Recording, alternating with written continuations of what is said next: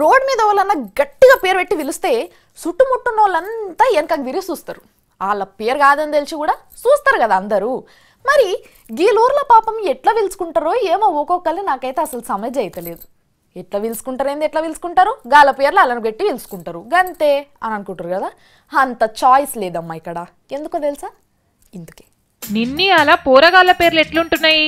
బుజ్జి, బుజ్కి, పండు, గుండు, వియాన్, విహాన్, నక్షత్ర, ఆర్కెస్ట్రా, వినీలా, చాక్లెట్, బిస్కెట్ అని నోరు తిరగని అర్థం పర్థం లేని పేర్లన్నీ పెట్టుకుంటున్నారు.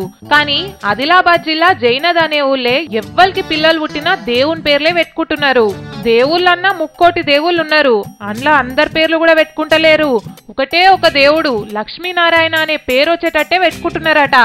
ఆడోళ్ళైతే లక్ష్మి అని, శ్రీ అని, మొగోళ్ళైతే నారాయణ, లక్ష్మీనారాయణ, సత్యనారాయణ, శివనారాయణ, శ్రీమన్నారాయణ, సూర్యనారాయణ అని పెట్టుకుంటున్నారట.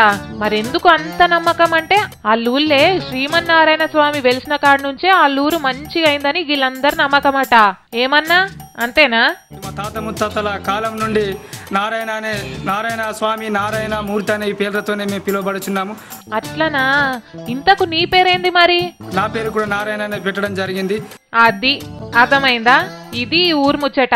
మరి వీళ్ళూర్లే కొత్తోళ్ళ వాళ్ళని ఇంటికి పోవాలంటే ఎట్లా అడుగుతారో ఏమని అడుగుతారో. అందరి పేర్లు నారాయణనే కదా. నారాయణ నారాయణ.